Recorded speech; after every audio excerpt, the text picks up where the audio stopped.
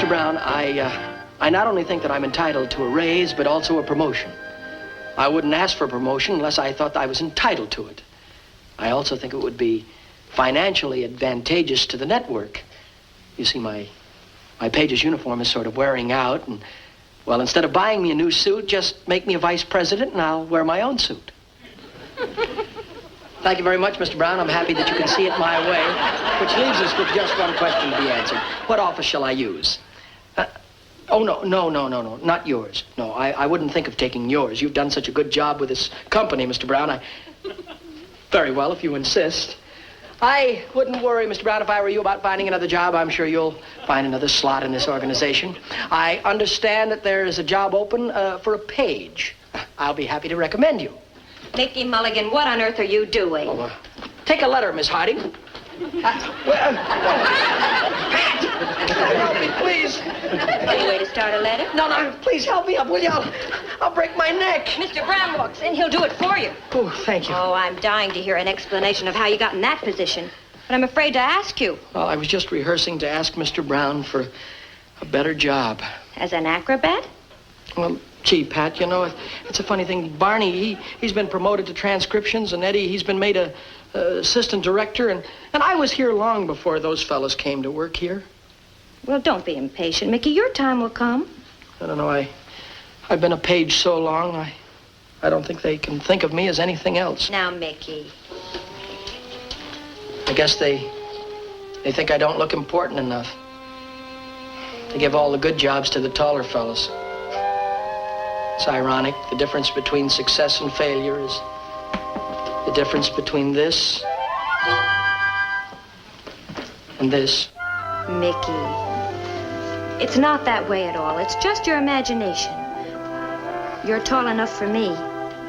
Thanks, Pat. Maybe I'm wrong, but I've got to prove it to myself.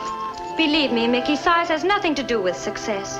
I can't help but think if I was a little taller that more people might notice me.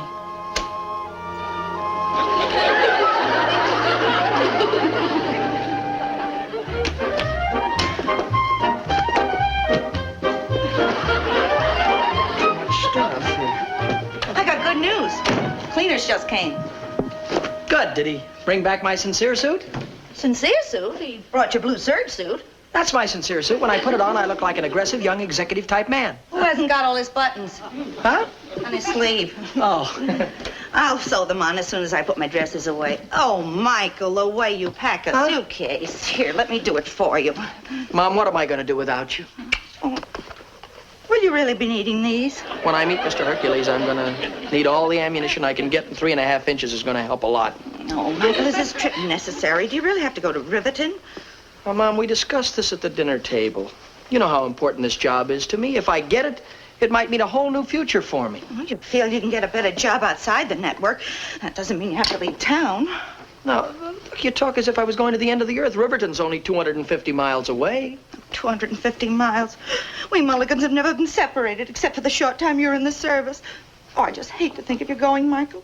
Oh, Mom, you're getting yourself all upset over nothing. Let's not even talk about Riverton anymore. Let's just change the subject. All right, dear. Well, gee, it looks like we're going to have a swell football team at the old high school this year. Oh, really? Yeah, we got a new halfback. His name is Franny Winswicki. He can pass and punt, and he runs like a jackrabbit. Winswicki, is he a local boy? No, he's from upstate, Riverton. Oh, Michael, do you have to go? I'm sorry. Say, Michael, I've been reading over this ad about that job in Riverton with Hercules Industries. Are you sure this job's for you? Well, I hope so. Why? Is there anything wrong with it, Pop? Wanted, ambitious, hard-driving, iron-willed executive, able to command men, assume responsibility, and direct the destiny of a mammoth industry. Well? One thing you've got to say for us Mulligans, we've got nerve. Joe, tell him he shouldn't go. Now, Nell, I can't stand in Michael's way. Suppose my father had told me not to leave home. I wouldn't have come out here. I wouldn't have joined the police force. You'd never have seen how handsome I looked in my uniform, and we'd never gotten married. Michael wouldn't have had this problem. Problem? I have no problems, Mom. Look, I'll only be gone 2 days. If I don't get the job, I'll be right back. And if I make good, I'll send for you. Why, don't like it at all. Now, Nell, you don't want to stand in the way of an ambitious, hard-driving, iron-willed executive, able to command men, assume responsibility, and direct the destiny of a great industry? Mammoth industry. Oh, Michael, why don't you leave tomorrow morning instead of tonight? I'll bake a cake and we'll have it while we watch television. Oh, that's very nice of you, Mom, but I've got to go tonight. I have an appointment tomorrow with Mr. J.R. Hercules, the president of Hercules Enterprises. Well, I've got to be going, I guess. Oh, no, I'll get that, Michael. Oh, Michael, whenever you feel you need help, just remember that your guardian angel will be right there looking after you. Thanks, Mom. Well, this is it.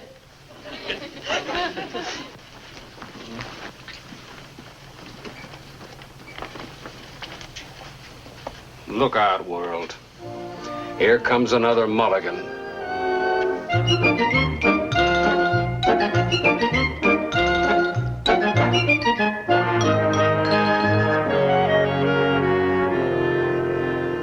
Look, kid. Yes. You should have gotten a $5 room. There, you have a breathtaking view of the city incinerator. Oh. Look, I hate to bother you, but where is the bed? Right in front of your eyes. In front of my eyes. What do you... Oh, how about that? That's clever. That's very clever. Gee. No springs? For $2.50? Oh, come now. And look, I want to warn you about something. Don't ever pull the bed out of the wall before 4 in the afternoon. Why? The guy in the next room uses it during the day. Well, I hope he doesn't eat crackers in bed. Will you be wanting something else? No, that'll be all, thank you. Well, then in that case, I'll be gone. Does the roof leak or something? Not as long as the weather stays clear. Well, I don't want to hold you up. You are. You know what I think? I think you're deserving of a tip. I am? Yes, sir, I really do. I think so. You know, I've never done much tipping before. You'll have to tell me how much to... You just say when. You just tell me when. The word is when. Not huh. When. Will you take a traveler's check, maybe? Oh, I'm sorry. My mind was somewhere else, on the 6th at Pimlico. Well, will that be enough? Oh, sure. And look, if you want anything else, just call down and I'll be right up with it. Oh, fine. Thanks very much for your help, sir. Hey, kid. Thank you.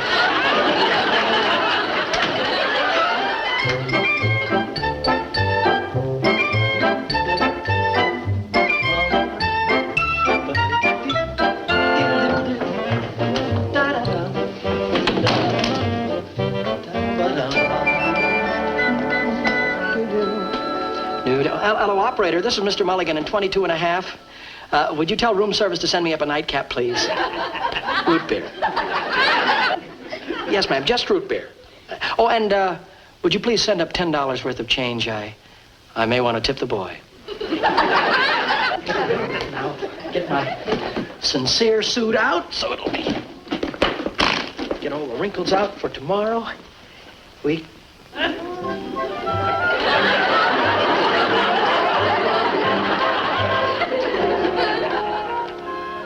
I don't see how I could have overlooked it.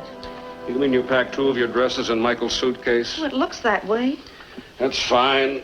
When he meets J.R. Hercules, he'll certainly look the part of the ambitious, hard-driving, iron-willed executive. Oh, Jill, what are we going to do? Michael needs a sincere suit. We can mail it to him, can't we? But it'd never get there in time. Michael's appointment with Mr. Hercules is tomorrow morning. Have you got any suggestions? Well, there's no way out of it. We've just got to get on a plane and take it up to him. Now, are you sure you didn't plan it this way all along? Why, Joe. Well, hadn't we better see about getting plane tickets? Well, as a matter of fact, I phoned for reservations myself 2 hours ago. Joe.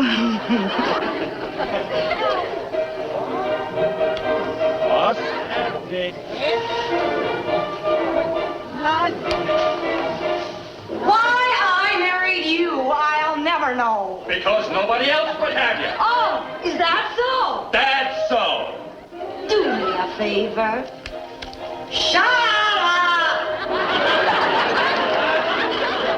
successful executive works without distraction.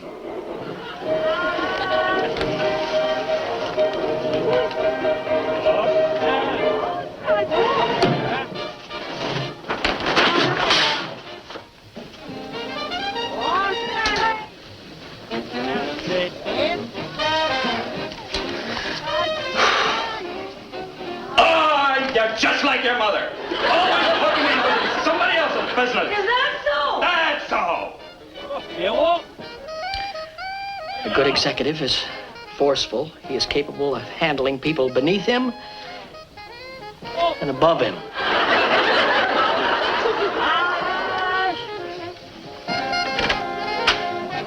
What's that?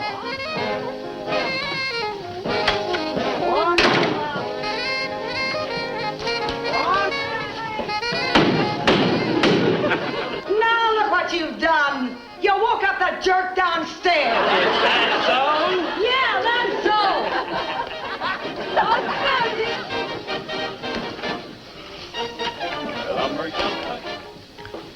Mr. Hercules, as one executive to another, I firmly believe that I am capable of a top position in one of your higher echelons of your organization. And I must caution you, sir, do not let this surface appearance of being too small fool you. I'm the tallest short man you'll ever meet. And I say again, Mr. Hercules, as I've always said, and I repeat, think big, and you are big. After all, I didn't come 250 miles to be turned down. No, sir, Mr. Hercules. If I didn't think that I was the man for the position. 2:30, gosh. Gotta get some sleep.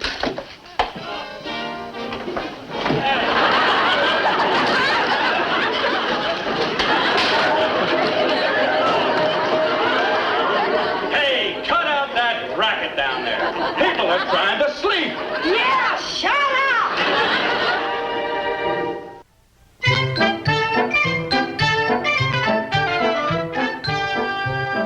Mr. Hercules, Yes? there's a Mickey Mulligan here to see you. Oh, yes, Mulligan. How tall is he? He's, short. Well, how short? Well, Do I look down at him, straight at him, or up at him? I'd say you'd look somewhere in the vicinity between up and straight ahead. That's what I was afraid of. I want someone that I can look down at. Mr. Hercules, he's come a long distance. Won't you see him anyway? To be a successful executive, always think big. Never admit that there's anything you cannot do. No matter what tests you are faced with, always make an attempt to surmount it. Always believe that nothing is impossible. Mr. Hercules, sir. J.R. I believe that I am the man for the job. I think big, and I look big. I believe that I would be an asset to your organization. Mr. Hercules will see you now. I know that I can do the job. The difficult I'll do right away. The impossible after lunch. I said Mr. Hercules will see you now. Show him in. I beg your pardon. I'm sorry, excuse me. Thank you.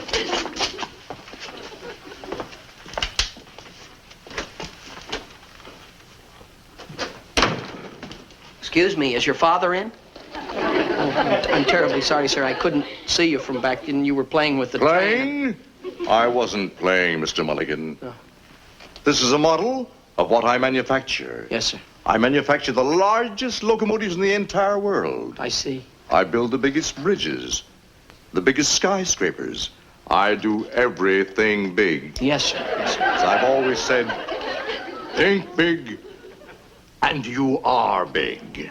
Think big, and you are big. Yes, sir. I see what you mean. I'm sorry, but you are definitely an up. And up? I was only hoping that you might at least be a straight ahead. Well, we can get on about that. Straight ahead. Now, we get down to business. Yes, sir.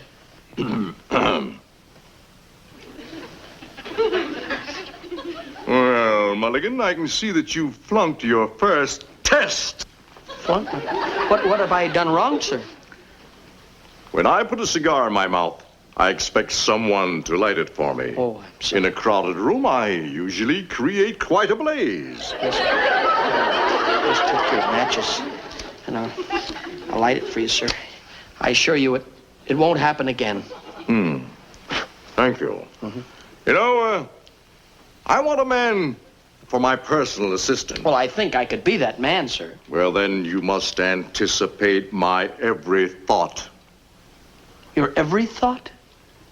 Why is it that I haven't an ashtray for my cigar? Oh.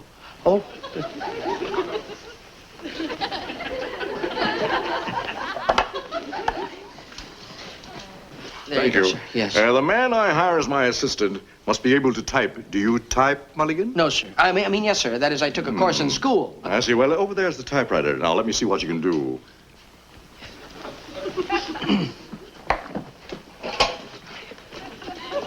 Ready, sir. Well, aren't you going to take the cover off?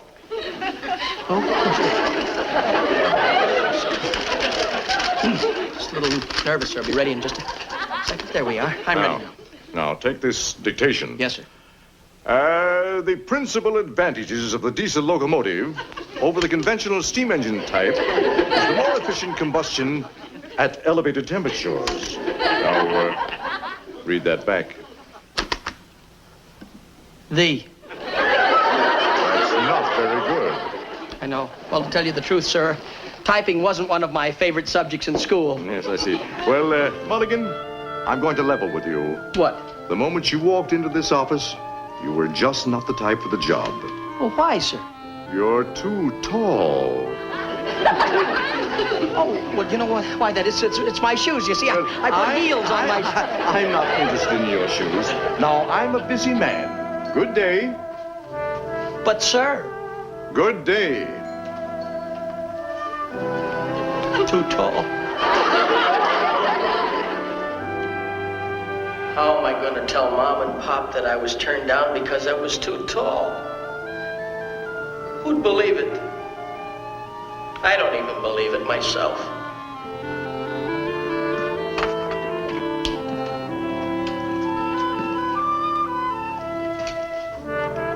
I'd love to see his face now. Close the door, Nell. He might hear us.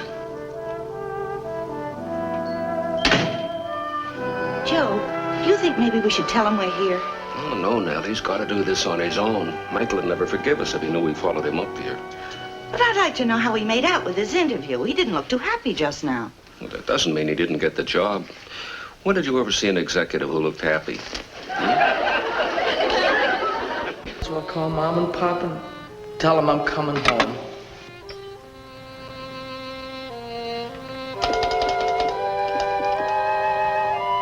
Out of order. Everything's out of order. Hurry up, Nell. Let's get something to eat while the coast is clear. All right, coming, Joe.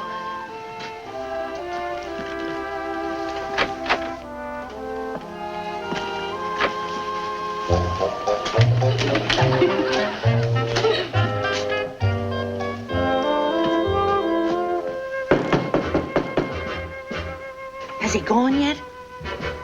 I don't know. I don't hear anything.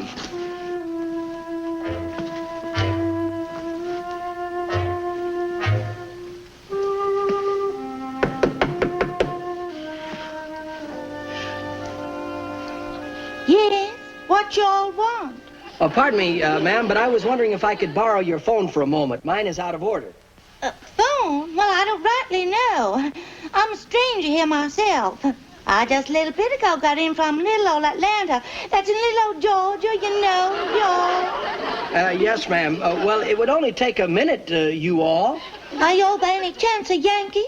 We don't have any truck with Yankees, you understand?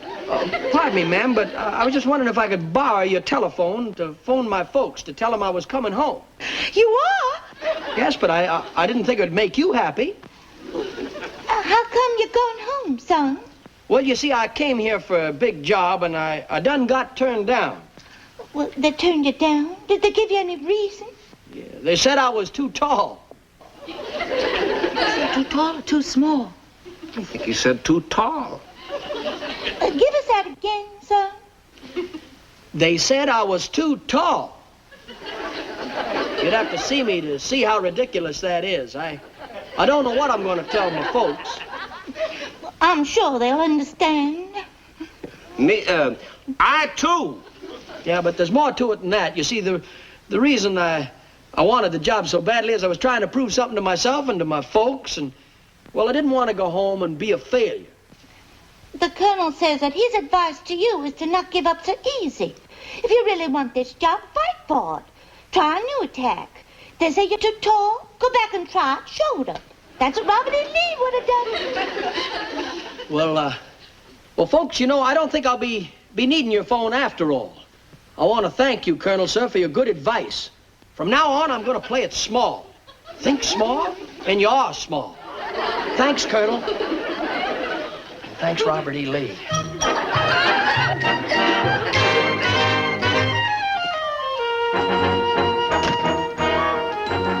Hello. You again. Yes, would you mind telling Mr. Hercules that I'd like to see him, please?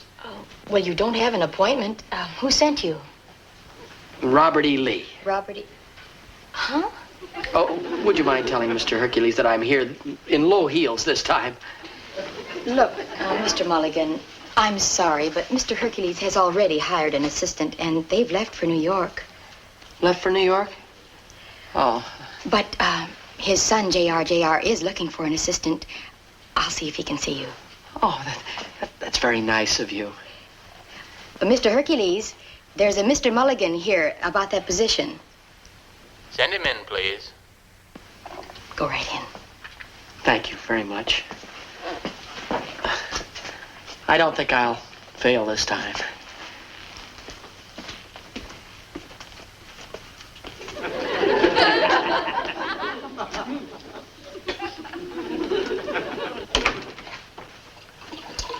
Mr. Hercules, Jr.? That's right. I suppose you're here about the job as my assistant? That's right, sir. I came in to see your father the other day, and I tried to look tall. Actually, I'm not tall at all. I'm really small. So if I do get the job, you won't have to worry about me towering over you or looking down upon you. Oh. Is that so?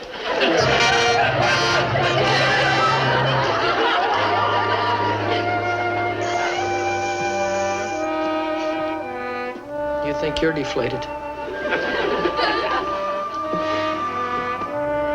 Maybe I should have worn my insincere suit.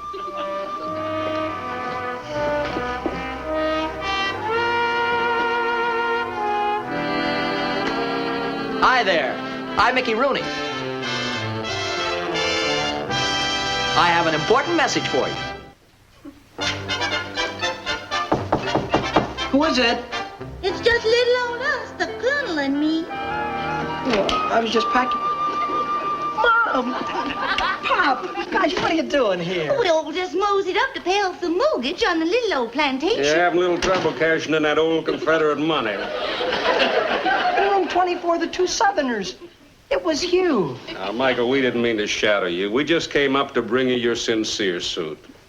Well, thanks a lot, but you didn't have to go to the trouble. I didn't get the job. Did you play it short like the Colonel said? I played it short. I played it every way possible. Son, that should prove to you how silly it is to worry about size. It's what's in your head that counts, not how high it is off the floor. Michael, we learned in the Army that a successful general always picks his own battleground. If you make size the issue, people are going to judge you by your size. But if you make ability the issue, they'll judge you by your ability. Check? Check. All right, son, let's get started home. Michael, are you sure you haven't forgotten anything? I hope not. I'll take one last look around. Let's see.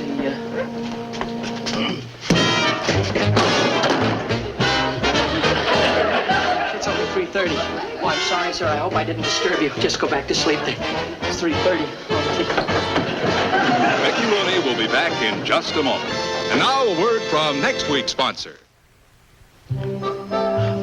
I forgot something. I forgot to tell you all that was the wonderful word from the sponsors who'll bring you our show next week at this very same time.